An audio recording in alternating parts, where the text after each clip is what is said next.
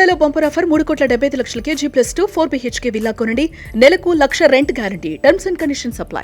ఎంత బాగుందో ఒక పూల తోటలో మీ ఇద్దరు పూలు కోస్తూ ఉన్నారు. అసలు మిమ్మల్ని చూడాలో ఆ పువ్వుల్ని చూడాలో అర్థం కావట్లేదు. జస్ట్ ఒక 4-5 డేస్ బ్యాక్ మొహబాద్ వెళ్ళినప్పుడు సో తన కోసమే ఆ తోటకి వెళ్ళాము. ఏ పువ్వు ఏ తీపిదన్నది ఏనాడో రాసున్నది. హరిత, కవిత మీ ఇద్దరి పేర్లు కూడా భలే మ్యాచ్ అయ్యాయి. కవిత గారిని ఎప్పుడు చూసారో మీకు గుర్తుందా? తను నేను 7th అప్పుడు నేను 7th క్లాస్ లో తను 5th క్లాస్. మా మేనమామ డాటర్ తను క్లాస్మేట్స్ అన్నమాట. తన స్టడీస్ ఎలా ఉన్నాయని కనుక్కోవడానికి మెల్లిగా అప్పుడు స్టార్ట్ అయింది మా రిలేషన్.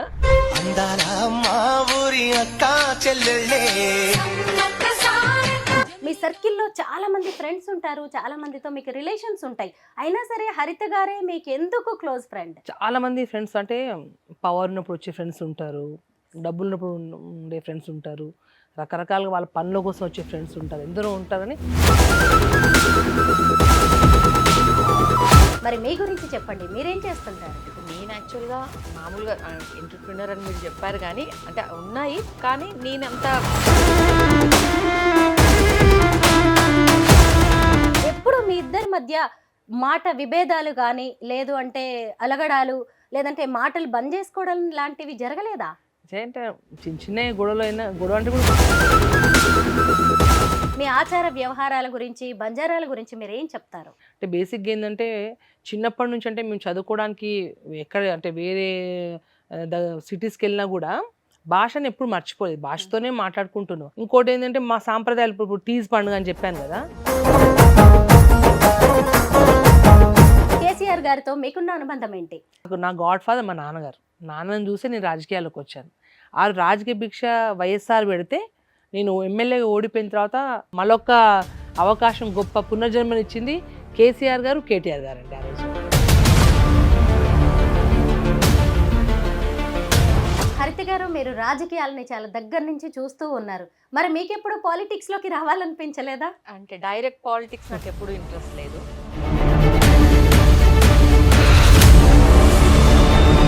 కొన్ని క్వశ్చన్స్ అడుగుతాను, వాటిని మీ భాషలో ఏమంటారో చెప్పండి, నేను తెలుగులో అడుగుతాను. చెప్పండి.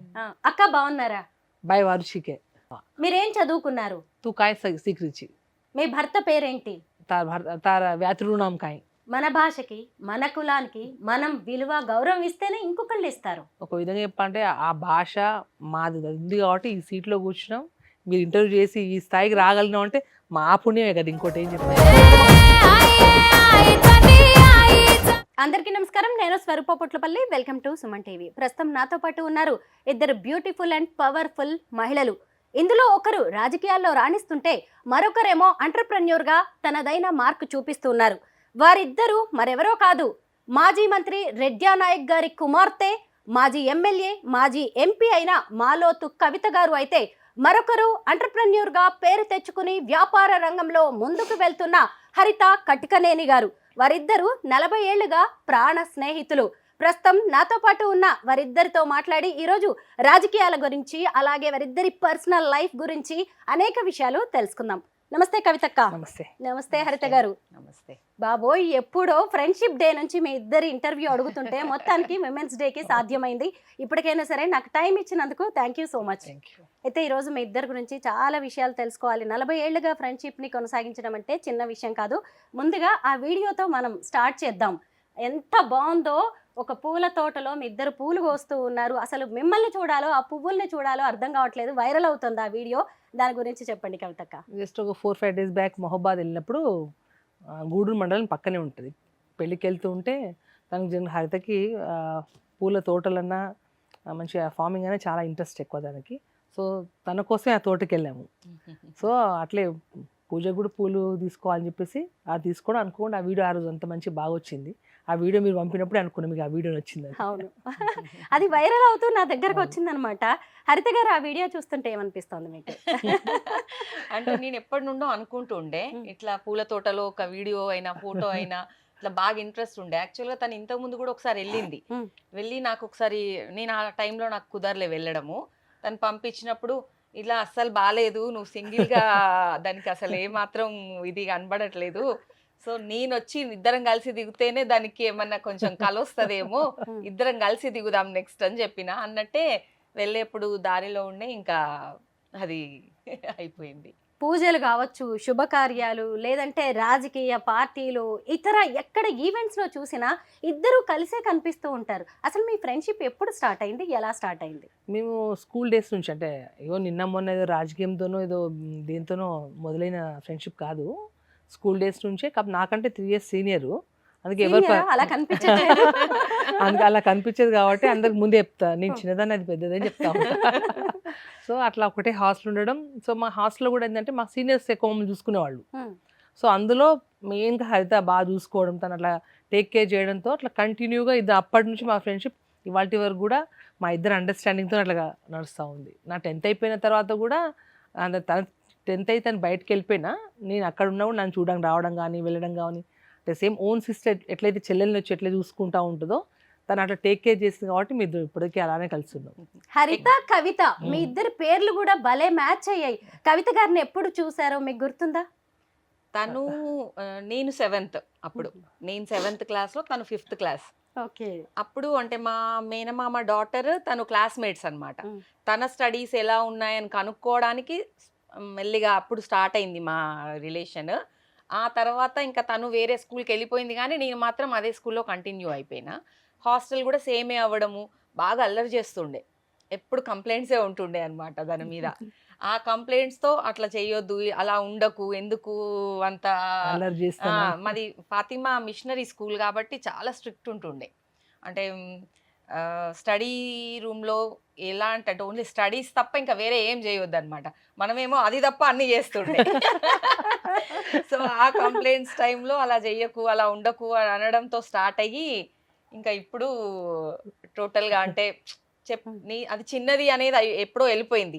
అది చిన్నది కాదు, నేనే చిన్నదాన్ని అని చెప్పుకోవడానికి ఎవ్రీ టైం నీ సూపర్ సీనియర్ అని అందరూ చెప్తూ ఉంటారు అనమాట.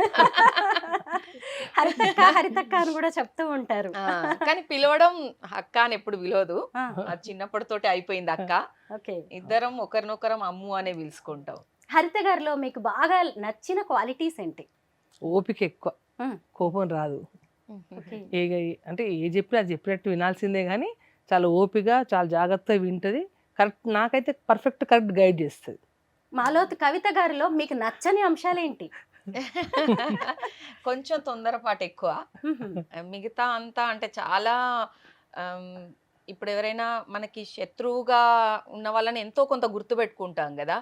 వాళ్ళు డైరెక్ట్ వచ్చారు అని అంటే వాళ్ళది అదేది గుర్తుండదు. మంచిగా నవ్వేసి వాళ్ళని దగ్గర తీసుకొని మాట్లాడేస్తూ ఉంటుంది. నేనే ఇంక అప్పుడప్పుడు అంటూ ఉంటాను, కొంచెమైనా గుర్తుపెట్టుకోవాలి మనము, అంటే నువ్వు పొలిటికల్గా ఉన్నావు కాబట్టి గుర్తుపెట్టుకుంటే నెక్స్ట్ స్టెప్ ఎప్పుడన్నా వాళ్ళకి తగ్గట్టుగా నువ్వు స్టెప్ తీసుకోవడానికి వస్తే నువ్వు అదే మర్చిపోయావు అనుకో, వాళ్ళు ఏం చేయలేలా. మనకి బ్యాక్ ఎలక్షన్స్ టైంలో ఏమైనా చెయ్యని వాళ్ళను కూడా చెయ్యలేదు అనేది ఉండదు మైండ్లో తనకి, అది చెప్తూ ఉంటా అనమాట. సో నెగటివ్స్ చూడడానికి ఉండదు, ఆ పాజిటివ్స్నే నెగటివ్స్ అనుకుంటూ ఉండాల్సి వస్తుంది. Great thing.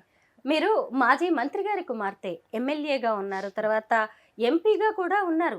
మీ సర్కిల్లో చాలా మంది ఫ్రెండ్స్ ఉంటారు, చాలా మందితో మీకు రిలేషన్స్ ఉంటాయి. అయినా సరే హరిత గారే మీకు ఎందుకు క్లోజ్ ఫ్రెండ్? చాలా మంది ఫ్రెండ్స్ అంటే పవర్ ఉన్నప్పుడు వచ్చే ఫ్రెండ్స్ ఉంటారు, డబ్బులు ఉన్నప్పుడు ఉండే ఫ్రెండ్స్ ఉంటారు, రకరకాలుగా వాళ్ళ పనుల కోసం వచ్చే ఫ్రెండ్స్ ఉంటారు, ఎందరో ఉంటారని వాళ్ళు ఆ టైం వరకే వచ్చి పరిమితమే వెళ్ళిపోతుంటారు. కానీ మన కష్టాల్లో, మన సుఖాల్లో, మన ఇబ్బంది ఉన్నప్పుడు, మనం గెలిచినప్పుడు, ఓడినప్పుడు, మనం బాధలు ఉన్నప్పుడు, మన సంతోషాల్లో ఉండే ఫ్రెండ్స్ దొరకడం చాలా అరుదు. అందులో నేను చాలా లక్కీయెస్ట్ పర్సన్ అనుకోవచ్చు. ఎందుకంటే అంటే నేను 2009 ఎమ్మెల్యే కాకముందు వరకు నా ఏజ్ అప్పుడు 29 years నాకు. తర్వాత ఎప్పుడైతే రాజకీయాలు వచ్చినాక ఒడిదుడుకులు, ఓడిపోవడాలు, గెలవడాలు, రకరకాల ఇష్యూస్ ఉంటాయి కదా. ప్రతి విషయంలో 100% తన నా సపోర్ట్ ఉంది కాబట్టి నేను అంటే నా బ్యాక్ ఉండడం, తను నా బ్యాక్లో ఉండి నువ్వు ఇట్లా కాదు అట్లా అంటే మనం మంచి చెల్లు ఏదైనా చెప్పుకోవాలంటే మనం సొంత వ్యక్తి ఒకరు అవసరం, అర్థం చేసుకునే వ్యక్తి అవసరం. దాంట్లో హరిత పాత్ర అయితే 100% ఉంది. నాకు ఫ్యామిలీ పరంగా మా హస్బెండ్ అయితే ఆయన జాబ్ చేసుకుంటూ తన సపోర్ట్ ఎంత ఉందో, మిగతా అన్ని విషయాల్లో 99% హరిత సపోర్ట్ ఉంది కాబట్టి ప్రతి విషయం షేర్ చేసుకొని. ఎందుకంటే మనం ఒక తప్పు చేసినప్పుడు వేరే వాళ్ళు చెప్పారు మనం తప్పు చేసామని, పవర్ ఉన్నప్పుడు అంతా బాగానే ఉందని చెప్పేవాళ్ళు ఉంటారు. కానీ నేను ఏ పొజిషన్లో ఉన్నా, నాకు పవర్ లేనప్పుడు, ఉన్నప్పుడు, అసలు నేను ఎమ్మెల్యే కానప్పుడు 2009 మా ఫ్రెండ్షిప్ ఎన్నో ఏళ్ళ నుంచి ఉంది కదా. సో నా మంచి చెడు తెలుసు కాబట్టి నన్ను ఎక్కడ కరెక్ట్ చేయాలి, నన్ను ఎక్కడ నేను ఏ తప్పు చేసినా ఇది మా తర్వాత బ్యాక్ ఉండి కూడా ఈ విషయంలో నువ్వు తప్పు చేస్తుంది దాన్ని కరెక్ట్ చేసుకో అని చెప్పిన పర్సన్లో మొదటి వ్యక్తి తనే అసలు. కవిత గారు పొలిటికల్ లీడర్, ఆవిడ ఎంపీగా ఎమ్మెల్యేగా వెల్ నోటెడ్ అందరికీ. మరి మీ గురించి చెప్పండి, మీరేం చేస్తుంటారు? అంటే నేను యాక్చువల్గా మామూలుగా ఎంటర్ప్రినర్ అని మీరు చెప్పారు, కానీ అంటే ఉన్నాయి, కానీ నేను అంత ఉన్నాను కానీ మేనేజింగ్ డైరెక్టర్గా అట్లా ఉన్నా కానీ నేనేం చూసుకోను. నేను టోటల్ దీని పొలిటికల్ చూసుకోవడమే అనమాట. బిజినెస్ సైడ్ అంతా హస్బెండ్ వాళ్ళే ఏం చూసుకుంటారు. బిజినెస్లు ఉన్నాయి మీకు? రియల్ ఎస్టేట్ ఉంది బిజినెస్, టోటల్ వాళ్ళే. థియేటర్స్ ఉన్నాయి, అన్ని హస్బెండ్ వాళ్ళే చూసుకుంటారు. మాది జాయింట్ ఫ్యామిలీ, 6 brothers. సో వాళ్ళే మొత్తం చూసేసుకుంటారు కాబట్టి నేను టోటల్ దీని పొలిటికల్ దాని మీద ఎక్కువ ఫోకస్ చేస్తూ ఉంటాను అన్నట్టు. దీనికి ఏంటంటే ఇది వాళ్ళ హస్బెండ్ని ఎక్కువ ఏం పొలిటికల్గా ఇన్వాల్వ్ అవ్వరు, అండ్ ఇది కూడా ఏం చెప్పదు ఎవరికి. అంటే నాకు ఈ కష్టం ఉంది, నేను ఇలా ఫీల్ అవుతున్నా అని కూడా ఎవరితో, వాళ్ళ మదర్తో కానీ వాళ్ళ ఫాదర్తో కానీ వాళ్ళ హస్బెండ్తో కానీ షేర్ చేసుకోదు. అన్నీ నాతోటే షేర్ చేసుకుంటూ ఉంటుంది. అంటే ఒక్క టైంలో నువ్వు మొత్తం నాతోటే షేర్ చేసుకొని నాకు ఎక్కువ ఇదైపోతుంది, కొన్ని ఇంకెవరితోటన్నా షేర్ చేసుకో, నా ఒక్కదాంతోటే షేర్ చేసుకోకు అని ఫీల్ అయిన సందర్భాలు కూడా ఉన్నాయి అన్నమాట. ఎలక్షన్స్లో ఓడిపోయి డిప్రెస్ అయిపోయి, అంటే చాలా చిన్న ఏజ్లో అనుకోకుండా ఎమ్మెల్యే అయిపోయింది. ఆ ఎమ్మెల్యే ఆ 5 years అసలు ఆ ఎమ్మెల్యేగా పెద్ద మనకేం ఇది లేకుండా, ఎందుకంటే అంకుల్ ఓడిపోవడము, తర్వాత రాజశేఖర్ రెడ్డి చనిపోవడము, తర్వాత తెలంగాణ మూమెంట్, ఇవన్నిటితో అసలు ఎమ్మెల్యే అనే ఫీలింగ్ ఎప్పుడు కలగలేదు అన్నట్టు. ఆ కలగకుండానే ఓడిపోవడం జరిగింది. ఆ ఓడిపోయిన చిన్న ఏజ్లో అది తట్టుకునే అంత ఇంకప్పటికి లేకుండే, తనకి చాలా డిప్రెస్ అయిపోయింది. అంటే తను ఎప్పుడన్నా హెల్త్ ఇష్యూ వచ్చినా కూడా ఇంట్లో ఉన్న హస్బెండ్కి తెలియకపోతుండే, ఎక్కడో ఉన్న నాకు తెలిసిపోతుండే అన్నట్టు. అది హాస్పిటలైజ్ అయింది, దానికి బాగాలేదు అనేసి మేము హాస్పిటల్కి వెళ్ళి హాస్పిటల్ నుండి ఇంటికి వెళ్ళే వరకు కూడా దాని హస్బెండ్కి తెలియకపోతుండే అనమాట. అట్లా ఉంటుండే. ఒక్కోసారి నేను ప్లీజ్ నాకు కొన్ని తగ్గించు, ఇంకెవరికైనా షేర్ చేయని చెప్పిన సందర్భాలు కూడా ఉన్నాయి. అంటే మీ ఇద్దరు ఫ్రెండ్స్ మాత్రమే కాదు, సోల్మేట్స్. అసలు ఇద్దరు మహిళలు 40 ఏళ్లుగా ఇంత స్ట్రాంగ్గా ఫ్రెండ్షిప్ కంటిన్యూ చేయడం అంటే ఈ రోజుల్లో చిన్న విషయం కాదు. ఎప్పుడు మీ ఇద్దరి మధ్య మాట విభేదాలు కానీ, లేదు అంటే అలగడాలు, లేదంటే మాటలు బంద్ చేసుకోవడం లాంటివి జరగలేదా? అంటే చిన్న చిన్న గొడవలు అయినా, గొడవ అంటే కూడా గొడవ ఉండదు. నేను ఎక్కువ నేను చెప్పింది వినట్లేదు అని తను చెప్పింది వినట్లేనని నేను, ఏదో ఒక అట్లాంటి ఇష్యూస్ తప్ప ఇంకా వేరే పెద్ద గొడవలు అట్లా ఏమి ఉండవు. అది కూడా జస్ట్ ఒక 1/2 hour 1 hour, అది కూడా ఏమంటారు బెట్టు చేసినట్టు వినాలి అన్నట్టుగా తప్ప అట్లా ఏం ఎప్పుడు లేకుండే. ఏంటి ఇంతవరకు మీ ఇద్దరి మధ్యకి ఒక థర్డ్ పర్సన్ కూడా రాలేదా ఫ్రెండ్ గా? ఎప్పుడు రాలేదు. ఉన్నారు ఫ్రెండ్స్, కామన్ ఫ్రెండ్స్ ఉన్నారు, కానీ అంటే మా రిలేషన్ మధ్యలోకి వచ్చేంత అయితే లేరు ఇప్పటి వరకు ఎవరు. చాలా మంది నా స్కూల్ ఫ్రెండ్స్ ఉన్నారు, మేము కూడా కలుస్తూ ఉంటాము. తన స్కూల్ ఫ్రెండ్స్ ఉన్నారు, తను కలుస్తూనే ఉంటది. తన డిగ్రీ ఫ్రెండ్స్, ఇంటర్ ఫ్రెండ్స్ తను కలుతుంటది. 1-2 days స్టే కూడా వెళ్తుంటారు వీళ్ళు. అన్ని ఏది ఉన్నా కూడా మా వరకు వచ్చేసరికి వాళ్ళు ఎవరేం రారు. ఆ డిస్కషన్ ఎవరైనా సరే కవిత హరిత ఇంకా తర్వాతే అన్నమాట. నేను మీ ఇద్దరి పేర్లు ఇలా మ్యాచ్ అవ్వడం చూసి, ఎక్కడ చూసినా మీరిద్దరు కలిసి వీడియోస్ లో కనిపిస్తుంటే ఫస్ట్ సిస్టర్స్ ఏమో అనుకున్నాను, తర్వాత అర్థమైందనమాట ఇద్దరు ఫ్రెండ్స్ అని. అయితే ఇక్కడ ఒక విషయం నేను అడగాలి, ఎందుకంటే ఈ రోజుల్లో ఫ్రెండ్షిప్ ని కూడా కులమతాలు అనేవి చాలా ఇన్ఫ్లుయెన్స్ చేస్తూ ఉన్నాయి. మీరేమో బంజారా సామాజిక వర్గం, మీరేమో వెలమ కమ్యూనిటీ నుంచి వచ్చారు. ఎప్పుడు ఈ కులాల ఫీలింగ్ రాలేదా మీ ఇద్దరి మధ్య? అంటే ఇన్నేళ్ళు ఫ్రెండ్షిప్ నిలిచిన దాంట్లో మెయిన్ ఇది కూడా అనుకోవచ్చు. ఏంటంటే తను ఆ ఫీలింగ్తో ఉంటే ఎలా ఉండేదో. మీరు అంటే మా బ్రదర్ పెళ్ళిళ్ళలో కానీ, అంటే అన్నయ్య తమ్ముడు పెళ్ళిళ్ళలో కావచ్చు, ఇంకో మా దాంట్లో తీజన్ చాలా బాగా చేసుకుంటాం. అమ్మ వాళ్ళు కూడా హరితని ఇంకో డాటర్ లానే చూస్తారు. అటు సైడ్ తన కాంటి వాళ్ళు కూడా నన్ను హరితని ఎలా చూస్తారు, నన్ను కూడా అదే విధంగా చూస్తారు. సో మా ట్రెడిషన్స్ ఏది ఉన్నా కూడా నేను వెళ్ళినప్పుడు ఖచ్చితంగా నాతో వస్తుంది. సో నాతో పాటే మా దాంట్లో మీ ట్రెడిషనల్ ఫుడ్ ఏమైతే తింటుందో అన్ని తను కూడా తింటుంది. అంటే ఏ రోజు 1% కూడా ఆ ఫీలింగ్, అసలు మీరు అనేవరకు ఆ ఫీలింగ్ వస్తుందా అని కూడా అనిపిస్తుంది నాకైతే. అంటే మాకే కాదు, మా ఫ్యామిలీస్ కి కూడా ఎప్పుడు రాలేదు.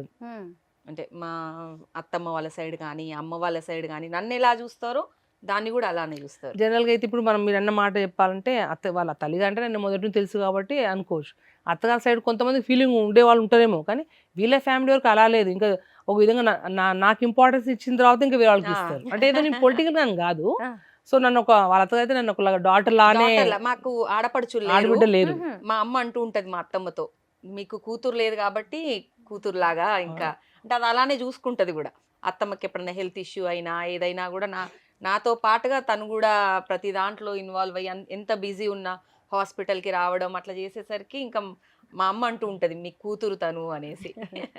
హరిత గారు, కవితక్క బంజారా భాష మాట్లాడుతూ ఉంటారు, మీకు అర్థమవుతుందా? టోటల్ గా మాట్లాడతారా? నాకు ఆ స్లాంగ్ రాదు, వాళ్ళకి కొంచెం డిఫరెంట్ స్లాంగ్ ఉంటది కదా. అవును. సో ఆ స్లాంగ్ మాట్లాడడానికి రాదు కానీ total each and every word అర్థమవుద్ది. మా వాళ్ళ భాష హస్బెండ్ అంటూ ఉంటారు, నువ్వు ఎందుకు అనవసరంగా మన భాష నేర్పించావు, మనం ఏదన్నా సీక్రెట్ మాట్లాడుకోవస్తూ ఉండే కదా, ఇప్పుడు మాట్లాడుకోవడానికి లేకుండా అయిపోయింది అని. అర్థం ఉందంటే ఏది మాట్లాడుకోవాలన్నా సీక్రెట్ మాట్లాడుకోలేము. ఒకటి మా మరదలు కూడా, తమ్ముడు వైఫ్ కూడా inter caste love come arrange marriage, తను హరిత అంతే అనమాట. అంటే ప్రతి మాట ప్రతి పదం అర్థమవుతుంది. వీళ్ళ ముందు ఏది మాట్లాడలేము మనం, ఏదైనా వీళ్ళు బయటకు వెళ్ళిపోయాక మాట్లాడుకోవాల్సి వస్తుంది.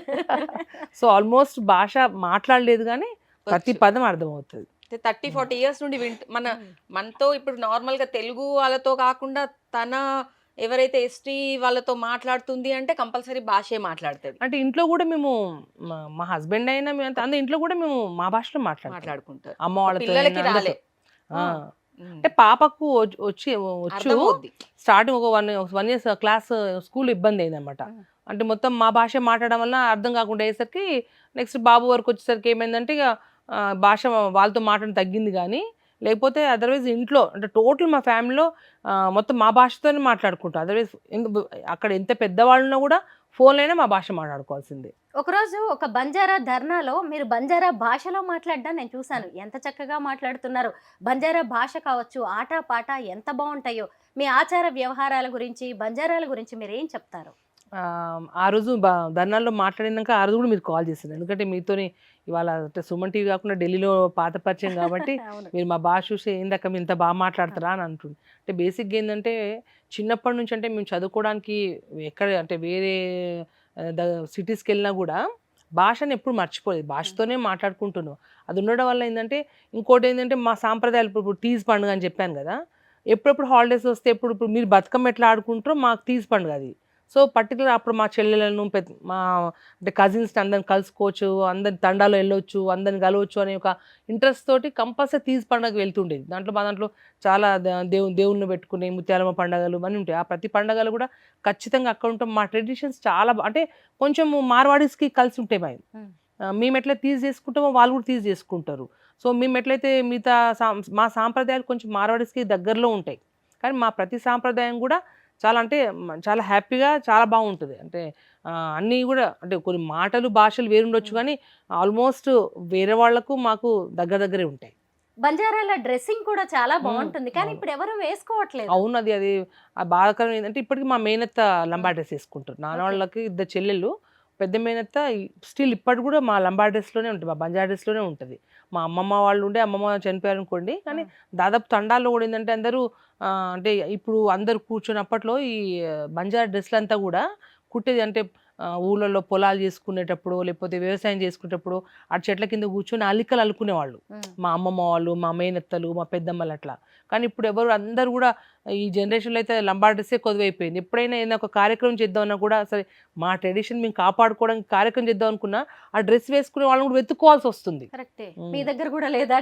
ఉంది అబ్బా, ఉంది డ్రెస్ ఉంది. ఆ రోజు ధర్నాలో కూడా మీరు ఒక పట్టీ లాంటిది ఏదో యాక్చువల్గా ఆ పట్టీ వేసుకున్నాం కానీ మా లంబాడ గుంగుటో అంటే గుంగుటో అంటారు. ఇప్పుడు ఎట్లా మార్వాడీస్ గుంగట్ అంటారో మేము గుంగుటో అంటాము. అది కానీ మా డ్రెస్ లంగా కానీ ఇవన్నీ కూడా అన్నీ నాకు ఉన్నాయి.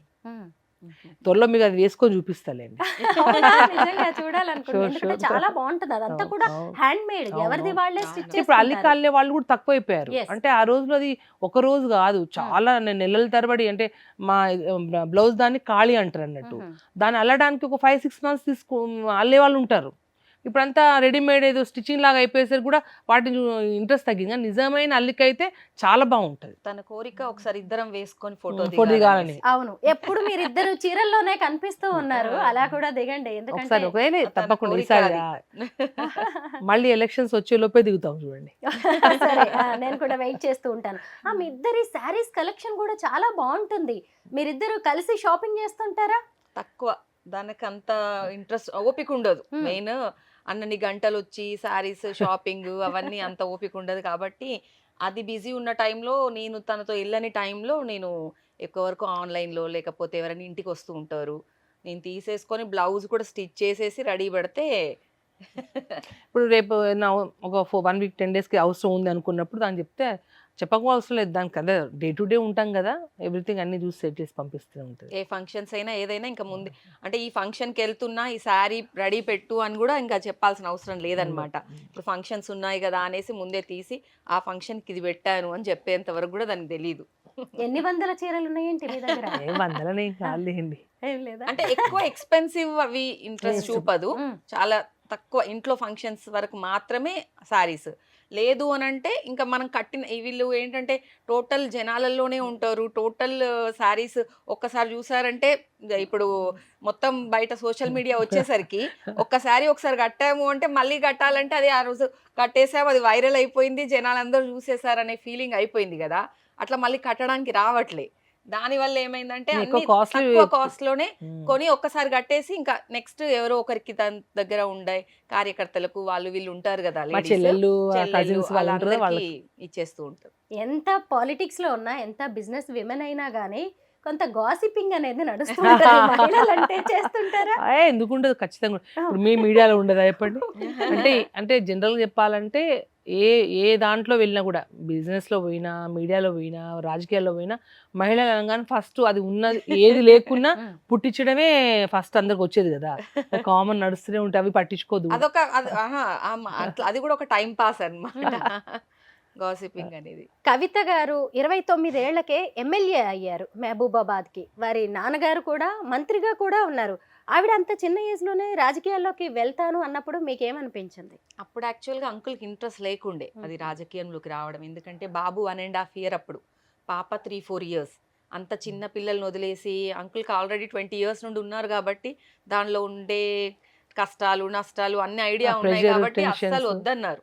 కాకపోతే దానికి కొంచెం ఇంట్రెస్ట్ ఉండే, ఆ ఇంట్రెస్ట్కి ఇంకా దాని మా హస్బెండ్ కూడా బాగా పొలిటికల్ ఇంట్రెస్ట్ ఎక్కువ.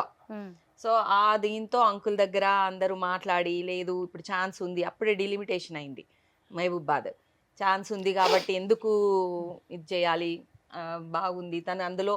అప్పుడు అంకుల్ మినిస్టర్ ఉన్నప్పుడు టోటల్ మినిస్టర్ క్వార్టర్స్లో వచ్చే వాళ్ళను చూసుకోవడము, వచ్చే వాళ్ళకి హెల్త్ ఇష్యూస్ అయినా ఏవైనా అన్ని తనే టేక్ కేర్ చేసేది.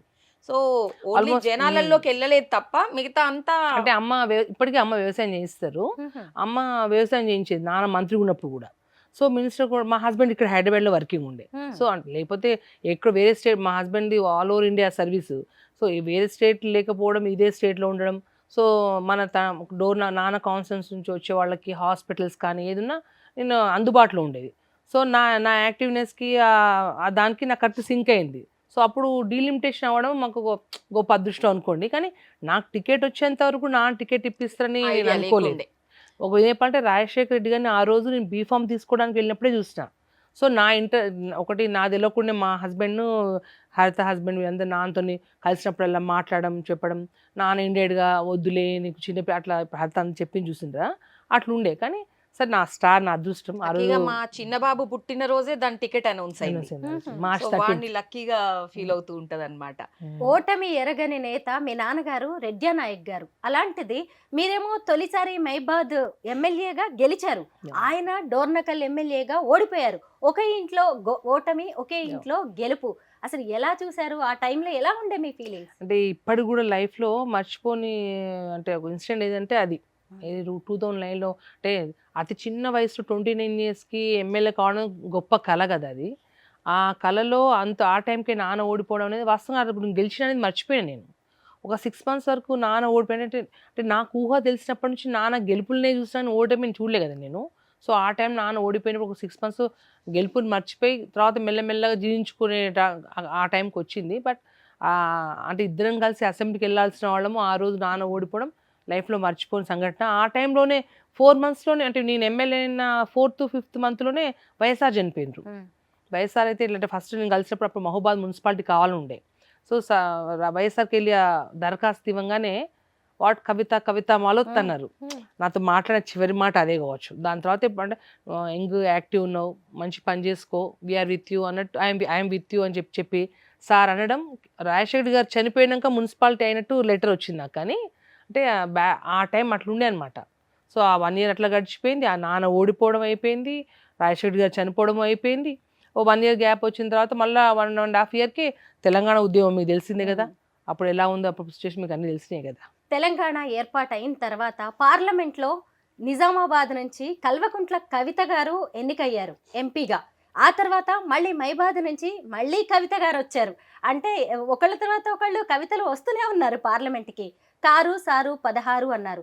కానీ అసలు ఊహించని విధంగా ఇప్పుడు బీఆర్ఎస్కి పార్లమెంట్లో ఎంపీల ప్రాధాన్యమే లేకుండా పోయింది. ఎలా చూస్తున్నారు కవిత గారు? అంటే దీని మొన్న మీద మీ అభిప్రాయం ఏంటి? మొన్న ఎమ్మెల్యే ఎలక్షన్స్లో మీరు చూసింది అంటే కొంతమంది అంటే అంటే అంటే ఎవరు అంటే వాళ్ళు ఎప్పుడు పబ్లిక్లో లేని వాళ్ళు, కోవిడ్ లాంటి ఆ విపత్తు టైంలో కూడా ఎవరు సర్వీస్ చేయలేని వాళ్ళు కావచ్చు.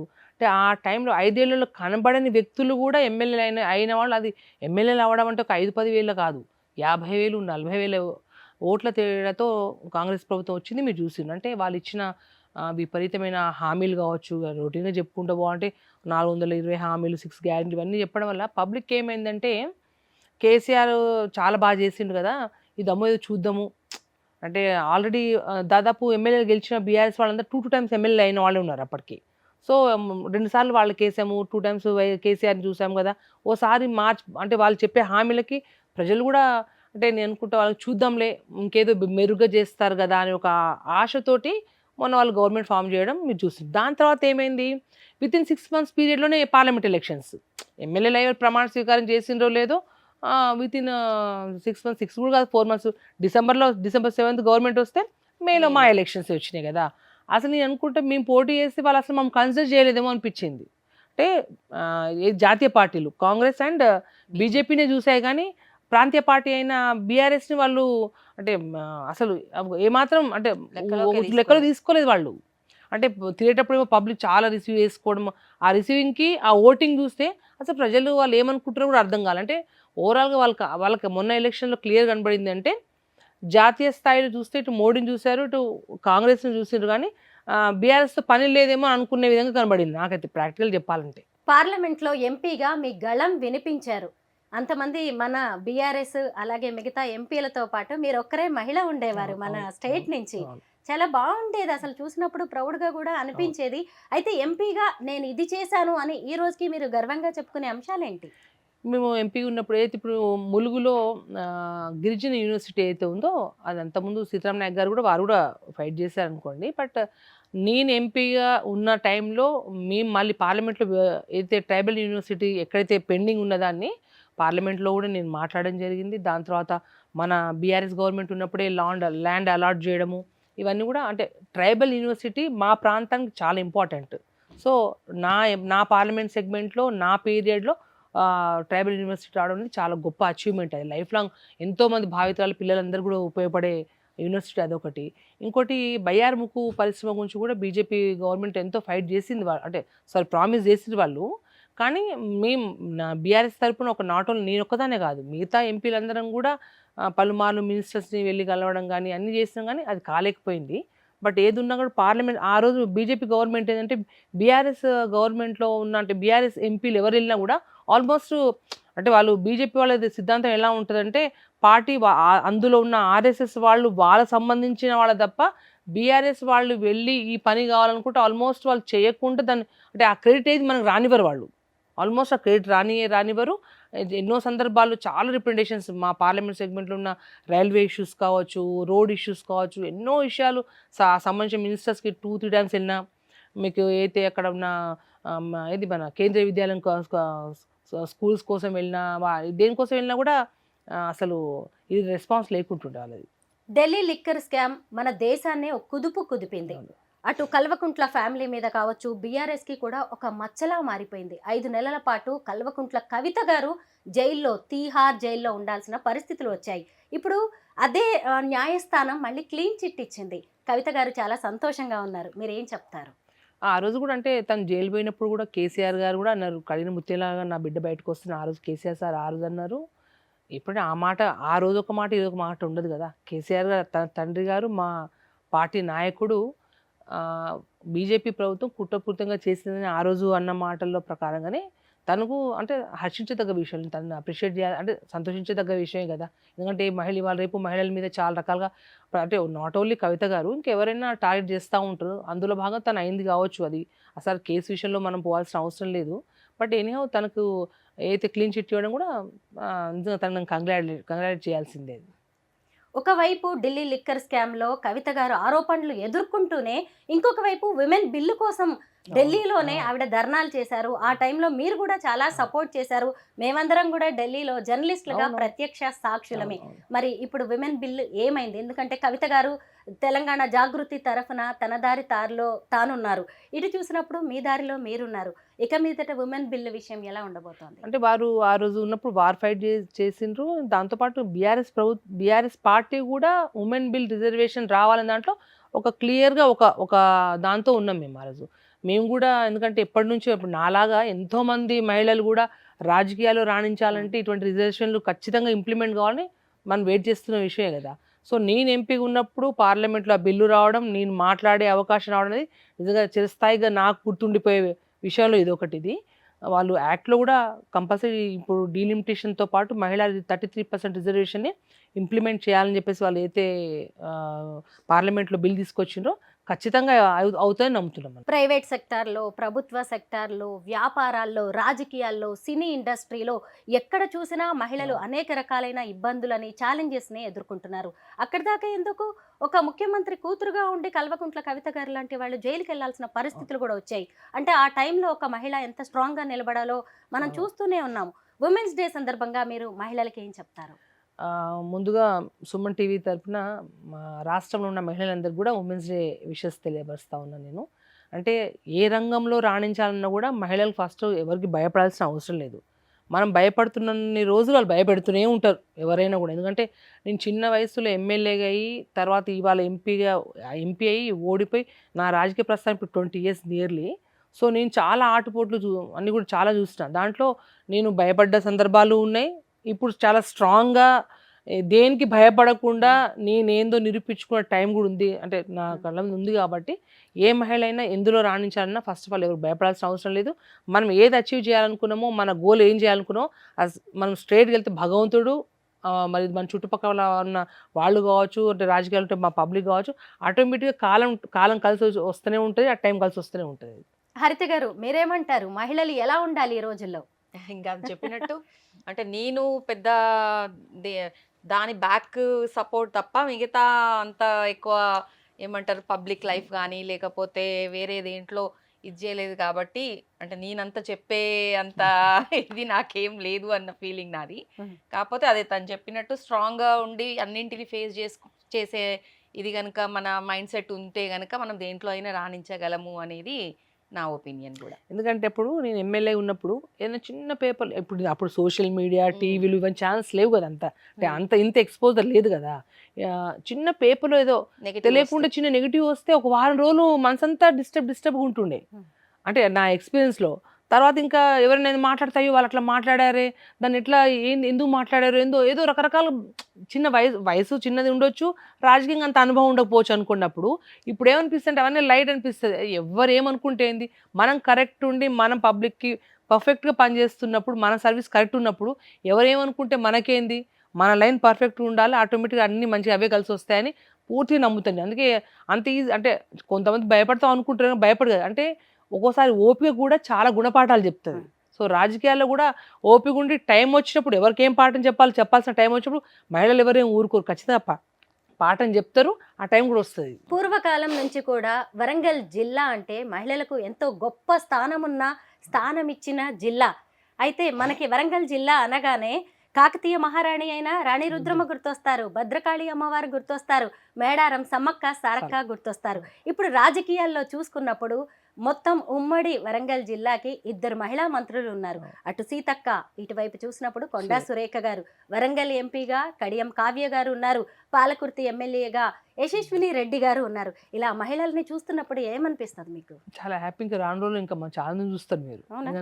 అందుకే కదా 33% రిజర్వేషన్ రావాలని కోరుకునేది. నేను ఎప్పుడైనా మా కార్యకర్తలు మా లీడర్స్ అందరూ మా కౌన్సిలర్స్ కనబడ్డప్పుడు కూడా చెప్తా, కొన్ని రోజులు ఆగండి, అంత మిగతా అంతా మేమే ఉంటాం. మీరు ఇప్పుడు మొన్న మా కేసమ్మ అంటే నాతో చాలా ఫ్రెండ్లీ, మా వాళ్ళు కూడా ఎవరు అంటే అంత ఆ. సీరియస్ కూడా ఏం ఇది ఉండరు, చాలా ఆ. ఫ్రెండ్లీ, చాలా బాగుంటారు. మన కేసముద్రంలో 16 మున్సిపాలిటీ ఉంటే యాక్చువల్లీ మేము 16 మున్సిపాలిటీలో బీఆర్ఎస్ పార్టీ 10 మంది మహిళలు నిలిచి ఉంటే మిగతా 6 జెంట్స్ నిల్చున్నారు. సో మేము 8 మందిలో మనం 4 వస్తే వాళ్ళందరికీ అదే చెప్పా, నెక్స్ట్ టైం కోరం మొత్తం ఫుల్ మొత్తం మహిళలతో ఉండండి అని చెప్పి చెప్తా ఉంటాను. ఎందుకంటే మనకు కూడా మహిళలు ఎక్కువ ఉందనుకోండి, ఇంకా బాగా అందరిని కలుపుకొని అంత బాగా ఇంకా బ్రహ్మాండంగా చేయొచ్చు. దివంగత నేత వైఎస్ రాజశేఖర రెడ్డి గారిని చూసి ఇన్స్పైర్ అయ్యి మీరు రాజకీయాల్లోకి వచ్చారు. తొలిసారి ఎమ్మెల్యేగా మీరు నిలబడ్డారు, గెలిచారు. అలాగే ఆ తర్వాత మళ్ళీ ఎంపీగా బీఆర్ఎస్ నుంచి మీరు గెలిచారు. కేసీఆర్ గారితో మీకున్న అనుబంధం ఏంటి? కేసీఆర్ గారు లైక్ ఇప్పుడు ఒకటి ఆ రోజు రాజకీయ అది ఆయన మీ ఇంటికి వచ్చిన వీడియోనా? మొన్న ఎలక్షన్స్ లేదు, రీసెంట్? మొన్న 2024లో మొన్న ఓకే. ఆ ఎలక్షన్స్ టైంలో ప్రచారం అయిన తర్వాత రాత్రి 8 గంటల టైంలో కేసీఆర్ సార్ మహబూబాద్లో మా ఇంటికి రావడం నిజంగా అంటే ఎప్పటి నుంచో అంటే కేటీఆర్ గారు వాళ్ళు రావాలనుకున్నాను, కేసీఆర్ గారు మా ఇంటికి రావడం అంటే చాలా హ్యాపీయెస్ట్ మూమెంట్ అనుకోండి. నాకు అంటే నా గాడ్ ఫాదర్ మా నాన్నగారు, నాన్నని చూసి నేను రాజకీయాల్లోకి వచ్చాను.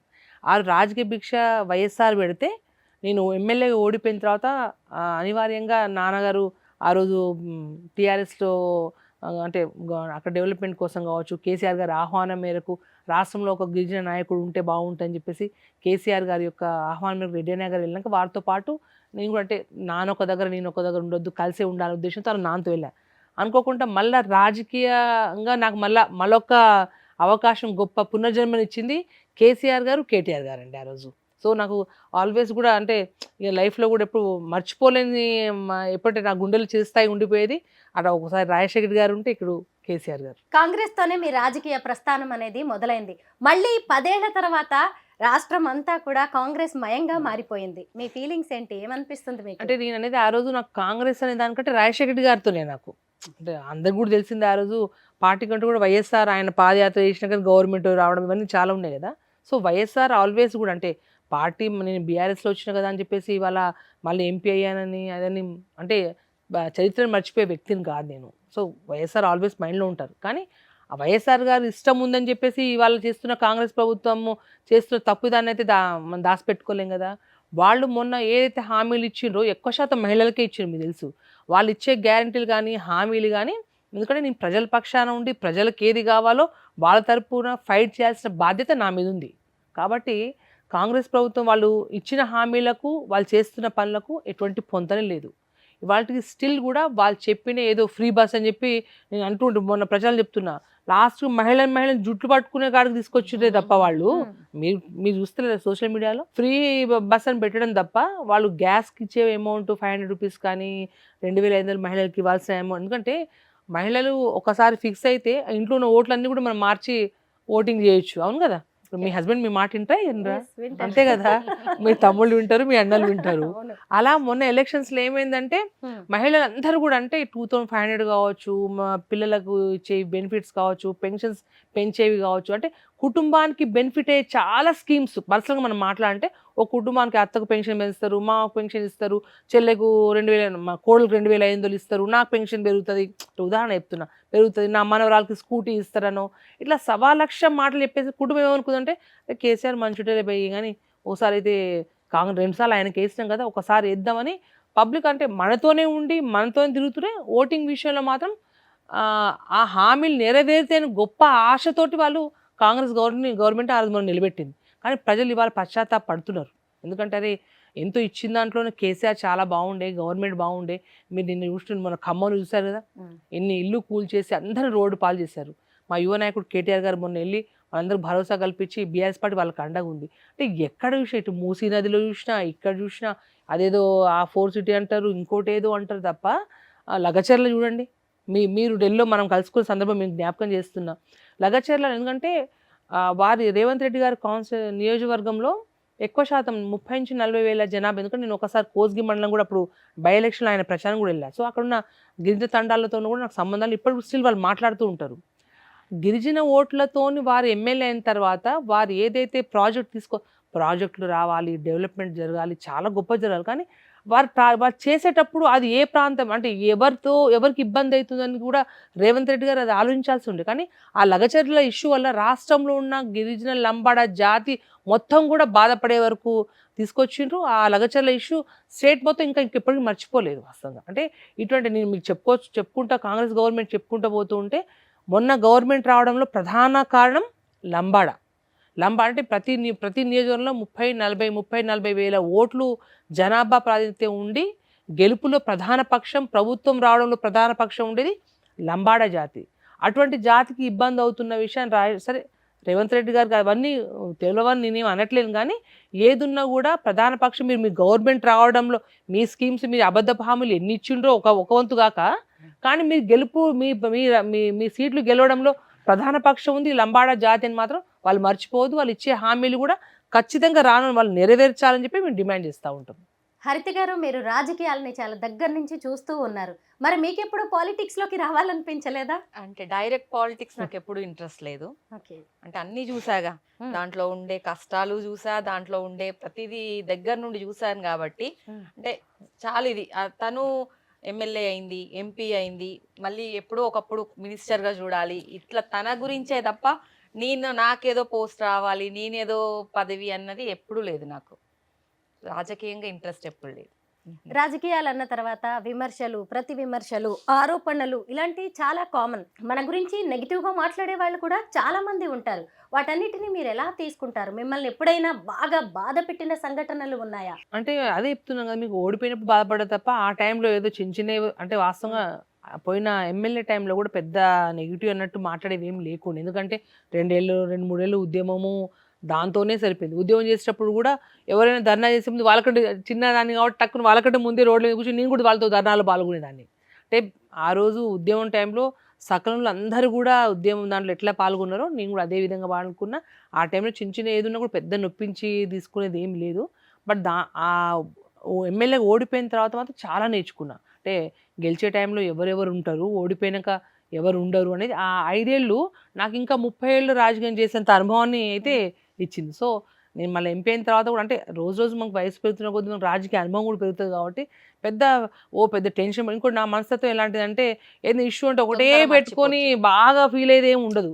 1 గంట 2 గంటలు అంత ఫాస్ట్ మళ్ళీ ఫ్యామిలీతో రాగానే మళ్ళీ అది మర్చిపోతాయి. అంటే హర్తాన్ని చూడండి, మీకు శత్రువులు కూడా ఎవరైనా వస్తే మర్చిపోయి వెంటనే మాట్లాడేస్తారు. తర్వాత చెప్తుంది అనమాట, నువ్వు అట్లా అంటే అవును కదా అని అట్లా అనుకుంటా. కానీ అది కూడా మంచిదే. ఒక మాట, రాజకీయం చేయాలన్నా అన్ని అనుభవించాలన్నా కూడా ఆరోగ్యం బాగుండాలి. ఆరోగ్యం బాగుండాలంటే ఈ చిన్న మైండ్లో పెట్టుకొని కూడా స్ట్రెస్ తీసుకునే దానికంటే భగవంతుడు కొన్ని విషయాలు మర్చిపోయేటట్టు చేయడమే మంచిదో అని అనుకుంటా. మీ బ్యూటీ సీక్రెట్ ఏంటో ఇప్పుడు అర్థమైపోయింది. నిజంగా అసలు మీ ఇద్దరు కలిసి నాకు వీడియోస్ లో కనిపిస్తే ఎంత బ్యూటిఫుల్ గా ఉంటారో, అంత పవర్ఫుల్ స్ట్రాంగ్ విమెన్, ఎంత సింపుల్ గా ఉంటారు అనిపిస్తా ఉంటది అనమాట. చాలా మంది అంటే కొందరు ఆత్మ అని పిలుస్తూ ఉంటారు, కొంతమంది ఇది ఎమ్మెల్యే ఉన్న టైంలో వైఎస్ఆర్ కేవీపీ ఎలానో మీరిద్దరు అలా అని అనేవాళ్ళు, కొంతమంది జయలలిత శశికళ అనేవాళ్ళు. నేను అనేదాన్ని వాళ్ళు ఎవ్వరూ కాదు, మేము వాళ్ళందరికంటే ఎక్కువ అనేది. జయలలిత శశికళ అని ఏదైనా అండర్స్టాండింగ్ అనేవాళ్ళు. ఫ్రెండ్షిప్ లో కావచ్చు, ఎక్కడైనా తను బాగా నన్ను అంటే నేను కోపంలో ఉన్నా, ఒక్కోసారి బాగా తిరిగి కొద్ది ఫ్రస్ట్రేషన్ లో ఉన్నా, రకరకాలుగా ఒత్తులు ఉంటాయి కదా మనకు, అయినా అన్నిటి బాగా అర్థం చేసుకుంటది. చూస్తుండగానే కాలచక్రం గడిచిపోతూనే ఉంది, మళ్ళీ ఎలక్షన్స్ వస్తూనే ఉన్నాయి. నెక్స్ట్ ఎలక్షన్స్ లో బీఆర్ఎస్ పరిస్థితి ఎలా ఉండబోతోంది? దాని గురించి క్వశ్చనే లేదు. 100% next government BRS government form చేస్తుంది. ఖచ్చితంగా నేను అసెంబ్లీ కూడా వెళ్తా. మీ ఫ్రెండ్ కోరుకున్నట్టుగా మంత్రి కూడా అవుతారా? అది ఒకటండి. సరే, నా ఫ్రెండ్కి ఆ కోరిక ఉండడం అంటే తనకు భావ్యమే కావచ్చు, కానీ నేను అంతదాకా ఆలోచించట్లేను. నేను ఒకసారి ఎమ్మెల్యే గతంలో చేసిన కాబట్టి నాకు ప్రజలతో ఎక్కువ క్లోజ్గా ఉంటే హ్యాపీ. నాకు అంటే ఎంపీ అంటే ఎక్కువ మనము ప్రజలతో ఎక్కువ అటాచ్డ్ ఉండం మనం, ఎందుకంటే 7 కాన్స్టిట్యుయెన్సీస్ 14-15 lakhs పీపుల్ తోటి అంత 7 నియోజకవర్గాల ఎమ్మెల్యేతో అంటే ఆల్మోస్ట్ ఎమ్మెల్యేలే పబ్లిక్ తో అటాచ్డ్ ఉంటారు. నేను ఎమ్మెల్యేగా చేసి ఉన్నా, నాకే కొద్ది పబ్లిక్ తో ఉండడము, గుంపుతో ఉండడం, పబ్లిక్ లో వెళ్ళి పని చేయడం ఆ ఇంట్రెస్ట్ ఎక్కువ. సో ఎంపీ ఉన్నప్పుడు పెద్ద అంత సాటిస్ఫైడ్ లేను నేను, ఎందుకంటే ఏదో గాలి తిరుగు లెక్క ఢిల్లీకి వెళ్ళామా, హైదరాబాద్కి వచ్చామా, కాన్స్టిట్యూన్సీ హైదరాబాద్ మీన్స్ ఫ్యామిలీ ఇక్కడ, మా హస్బెండ్ వర్కింగ్ ఇక్కడ, పిల్లల చదువులు ఇక్కడ, సో ఇక్కడ ఉండడం అక్కడ వెళ్ళడం వల్ల నాకేంటంటే నేను ఒకసారి మళ్ళీ ఎమ్మెల్యే అవ్వాలి, మళ్ళీ పాత రోజుల లెక్క నేను పాత కవిత లెక్కనే నేను ప్రజలు, ఎందుకంటే నన్ను ఇప్పటికి కూడా ఊళ్ళో వెళ్తే కార్లో పోతుంటే చిన్న పిల్ల అమ్మాయో అబ్బాయి అంటే మా భాషలో అగో కవిత పోతుంది అని మాట్లాడతారు, ఉగో కవిత జారీ అంటారు అన్నట్టు. అంటే వాళ్ళంతా అంటే కొంతమంది పేర్లు మర్చిపోతారేమో కానీ కవిత అనే 3 పదాలు అల్కంగా మాట్లాడేస్తారు. సో అంటే నన్ను అంత బాగా గుర్తుపెట్టుకుంటారు. నాకు ఎమ్మెల్యే అవ్వాలి, పబ్లిక్ సర్వీస్ చేయాలి అంటే ఎట్లయినా సర్వీస్ ఎంపీగా చేయొచ్చు, ఎమ్మెల్యే చేయొచ్చు, కానీ ప్రజలకి ఇంకా క్లోజ్గా ఉండొచ్చు అనేది ఆలోచన, ఇంట్రెస్ట్ అన్నట్టు. నేను మిమ్మల్ని కొన్ని క్వశ్చన్స్ అడుగుతాను, వాటిని మీ భాషలో ఏమంటారో చెప్పండి, నేను తెలుగులో అడుగుతాను. చెప్పండి. అక్క బాగున్నారా? బాయ్ వారుచికే. బాయ్ వారుచికే ఓకే, అంటే బాయ్ అంటే అక్క, వారుచికే అంటే బాగున్నావా. మీరేం చదువుకున్నారు? తూ కాయ సీకరించి. మీ భర్త పేరేంటి? తార వ్యాతృనాం కాయ. మీకు ఎంతమంది పిల్లలు? తోన్ కతరా చిజారు ఛ. మీ అమ్మా నాన్నగారి పేరు చెప్పండి. తార్ యాడి బాపే నామ్ కే. మీ ఫ్రెండ్ ఎవరు? తార్ దోస్త్ కూన్ స. మీరు ఈ మధ్య కాలంలో ఏం సినిమాలు చూసారు? ఈ మధ్య అంటే కొన్ని వర్డ్స్ తెలుగు మిక్స్ చేస్తుంటాం అనుకోండి. ఈ మధ్య కాలమే కూన్సు సినిమా దిట్టిచ్చితూ. రష్మిక విజయ్ దేవరకొండ పెళ్లి చేసుకున్నారు కదా, అది బాగా వైరల్ గా మారింది, దీన్ని బంజారా భాషలో ఏమంటారు? రష్మిక విజయ్ దేవరకొండ సినిమా జాదా వైరల్ వీజో కూన్సు సినిమా సార్. మీకు బాగా నచ్చిన పాలిటీషియన్ ఎవరు? తోన పక్కో ఇష్టం సగో రాజకీయ నాయకుడు కూన్ సార్. మీ పిల్లల్లో మీకు బాగా ఎవరిష్టం? తా చిదార్మా తో కూన్గతో ఎక్కువ ఇష్టం. మీ ఫ్రెండ్లో బాగా నచ్చిన లక్షణాలు ఏంటి? తా దోస్త్ కూన్తో ఇష్టం చదువున లక్షణం కాయన్ సార్. మీ ఫ్రెండ్లో అస్సలు నచ్చని క్వాలిటీస్? తార్ ఫ్రెండ్ మాతో ఇష్టం చదువు లక్షణం కాయన్ సార్. నాకు చీరలంటే ఇష్టం. మన సాడొకతో పక్కో ఇష్టం. నాకు అతనంటే అస్సలు నచ్చడు. మన ఊగతో అస్సలు ఇష్టం చేయని. కేసీఆర్ అంటే నాకు ప్రాణం. కేసీఆర్ తో పక్కో ప్రాణం మన. రామన్న ఏం చెప్పినా నేను చేస్తాను. రామన్న కాయం కత్తి మా వాత్ మానుచు. బా సూపర్ అక్క. ఎందుకంటే ఈ హిందీలో బాత్ అంటారు, మేము వాత్ అంటాం. వర్డ్స్ కొంచెం రామన్నార్ వాత్ మానుచు అంటే మీరు రామన్న వాత్ అంటే రామన్నార్ బాత్ మానుచు. హిందీకి తెలుగుకి మా భాషకి దగ్గర ఉంటది. హిందీ వచ్చిన వాళ్ళకి మా భాష కొంచెం ఈజీగా అర్థం అవుతుంది. చాలా బాగుంది, అసలు వినడానికి కూడా నిజమే కొంత అర్థమయ్యేలాగే ఉంది. ఎందుకు నేను ఇంత పర్టికులర్గా అడుగుతున్నానంటే చాలా మంది కూడా తమ ఆచార వ్యవహారాలు, భాష, సంస్కృతి సంప్రదాయాలని మర్చిపోతున్నారు. నెక్స్ట్ జనరేషన్స్కి తీసుకువెళ్లాల్సిన వారధులు కూడా మీరు, మేము అందరం ఉంటాం కాబట్టి ఈ భాషను కూడా నేను ఈ ఇంటర్వ్యూలో ఇన్వాల్వ్ చేయాలి అనుకున్నాను, అందుకే అడిగాను. చాలా మంది ఎప్పుడైనా నాకు వీళ్ళు ఫోన్ చేస్తున్నప్పుడు మా ఆటోమేటిక్ తెలిసిపోతుంది వాళ్ళు మాట్లాడుతున్నప్పుడే. కొంతమంది ఏంటంటే మనం మాట్లాడతామో లేదో అని తెలుగులో మాట్లాడతారు. నేను డైరెక్ట్ అంట తు గోర్చి కదా, తు గోరమే వాతకర్ అంట. అంటే నువ్వు మన లంబాడే కదా, నువ్వు మన లంబాడి భాషలో మాట్లాడు అంట. ఎందుకంటే డైరెక్ట్ మనకున్న హక్కు, అది మన భాష, మనం ప్రేమిస్తే కదా ఇంకోటి ప్రేమించేది. డైరెక్ట్ ఫోన్లో నేను మా భాషలో మాట్లాడతా. మన భాషకి, మన కులానికి మనం విలువ, గౌరవం ఇస్తేనే ఇంకొకళ్ళు ఇస్తారు. ఒక విధంగా చెప్పాలంటే ఆ భాష మాది ఉంది కాబట్టి ఈ సీట్లో కూర్చున్నాం, మీరు ఇంటర్వ్యూ చేసి ఈ స్థాయికి రాగలిగినాం అంటే మా పుణ్యమే కదా, ఇంకోటి ఏం చెప్పండి. కరెక్టే కదా. అవును. 40 ఏళ్ళుగా అసలు ఇద్దరు మీ స్నేహాన్ని ఎంత గొప్పగా కాపాడుకుంటున్నారో. నీ స్నేహితుడు ఎవరో చెప్పు, నువ్వేంటో చెప్తాను అనే నానుడి లాంటివి కూడా మనం వింటూ ఉంటాము. ఫ్రెండ్షిప్ని ఎలా కాపాడుకోవాలి, ఎలా ఉండాలి, ఫైనల్గా మీరిద్దరు ఏం చెప్తారు? ఒకరికొకరం గౌరవం ఇచ్చుకోవాలి. అంటే ఒకరి మాటకి ఒకరికి అంటే నాదే సాగాలి, నాదే నెగ్గాలి అనే ఒకటి పంతం ఉండొద్దు. ఇద్దరి మధ్య అండర్స్టాండింగ్ చాలా బాగుండాలి. మెయిన్ అండి నమ్మకం ఒకటి, అండర్స్టాండింగ్ చాలా ఇంపార్టెంట్. ఇంపార్టెంట్. మా ఇద్దరు దాంట్లో ఇవాళ కూడా మేము ఇంకా కలిసి ఉన్నామంటే కూడా ఫైనాన్షియల్లో కావచ్చు, దేంట్లో అయినా నాది నీది అనేది వెంట్రుక మందం కూడా రాలేదు. లేకపోతే చాలా విషయాలు చూస్తే నీదేంద్రా నాదేంద్రా అనుకుని మాట్లాడుకుని ఉంటారు కదా, ఆ వ్యత్యాసం ఏ రోజు కూడా రాలేదు, రాబోదు కూడా. అంటే మధ్యలోకి రామ్ మేము అంటారు, అలా భయపడతారు అనమాట. రాజకీయాల్లో బిజీగా ఉన్నప్పుడు కూడా ఆవిడ మీకు ఇంత టైం ఇచ్చేవారా? అంటే యాక్చువల్ గా నాకు ఫస్ట్ బాబుకు సెకండ్ బాబుకు 8 years డిఫరెన్స్. సెకండ్ బాబు పుట్టడము దీనికి టికెట్ రావడం ఒకటే అయింది. సో నేను ప్రత్యక్షంగా తనతో లేను ఎమ్మెల్యే ఎలక్షన్స్ లో. నేను చిన్న బాబుతో ఇక్కడే ఉండాల్సి వచ్చింది. ఎవ్రీడే నైట్ ఏడ్చేదాన్ని, నేను లేను, నేను చూసుకోలేను. తనకు శారీస్ కట్టుకోవడం కూడా రాకపోతే ఎమ్మెల్యే అయిన తర్వాత చీరలు కొట్టడం స్టార్ట్ చేశాను. అంటే షాపింగ్ కూడా నేను లేకుండా ఎమ్మెల్యే Ticket ఎలక్షన్స్ లో వచ్చినాకనే. క్యాంపెయినింగ్ కి Hmm. వెళ్ళడం కోసం తను ఒక్కతే వెళ్ళి శారీస్ కొనుక్కొచ్చుకుందనమాట. అరే నేను లేకుండా నువ్వు ఎలా కొనుక్కున్నావో నువ్వు కొనుక్కో, అలా కూడా ఏడ్చా అనమాట. నేను నీ దగ్గర లేకుండా అయిపోయాను అనేసి అదొక డిప్రెషన్ లాగా అయిపోయిండే 1 month అది క్యాంపెయినింగ్ లో ఉంటే. క్యాంపెయినింగ్ అయిపోయి ఫస్ట్ నా దగ్గరికే వచ్చింది అనమాట. అసలు ఈవిడికి మీరు ఎంత సపోర్టో నాకు కూడా అర్థమైంది. ఆవిడ ఎంపీగా ఉన్నప్పటి నుంచి నేను ఇంటర్వ్యూ అంటుంటే చేద్దాం రా చూద్దాం రా అని ఏళ్ళు గడిపేశారు. మొత్తానికి మీతో ఇంటర్వ్యూ అనగానే నెక్స్ట్ డేకి వచ్చేసారు. అమ్మా నాకు ఇప్పుడు మీరు ఆవిడ వీక్ పాయింట్ అని కూడా అర్థమైంది. అలాగే సపోర్ట్ సిస్టమ్ కూడా మీరు సూపర్. అసలు ఈ రోజు అప్పుడు ఎమ్మెల్యే టైంలో బాబు చిన్న కాబట్టి నేను ఎక్కువ వెళ్ళకపోతుండే. తను అక్కడ కాన్స్టిట్యున్సీ నుండి హైదరాబాద్ వచ్చింది అంటే ఇంక నేను బాబుని తీసుకొని తన దగ్గరికి వెళ్ళి ఉండేదాన్ని అనమాట. 3-4 days ఇంక ఇద్దరం కలిసి స్పెండ్ చేసే తర్వాత మళ్ళీ తన కాన్స్టిట్యున్సీ. మా ఇద్దరు ఫ్రెండ్షిప్ ఇట్లా ఉందంటే ఇటు మా హస్బెండ్ తన హస్బెండ్ కూడా ఆ సపోర్టివ్ ఉన్నారు కాబట్టి మేము హ్యాపీగా అంటే ఒకరికొకరు సపోర్టివ్ ఉన్నాం వాస్తవం చెప్పాలంటే. కరెక్టే. అంతే కదా ఈ చాలా రోజుల్లో. అవును. నిజమే. వాళ్ళు కూడా సపోర్ట్ చేయకపోతే ఈవెన్ మీ పిల్లలు కూడా మీ పేరెంట్స్ మీ అవును. కుటుంబాలు, అందుకే మీ ఇద్దరి ఫ్రెండ్షిప్ అబ్బా ఇంత అద్భుతంగా సాగుతోంది. ఇలాగే Thank you. మీరిద్దరూ ఇలాగే కలిసి ఉండాలి, ఇలాగే ఎంతో మందికి ఆదర్శప్రాయంగా ఉండాలని కోరుకుంటున్నాను. మొత్తానికి ఫ్రెండ్షిప్ డే నుంచి మొదలైన ఇంటర్వ్యూ అనేది విమెన్స్ డే కి క్లోజ్ అయింది. Thank you so much. Thank you so much. Thank you.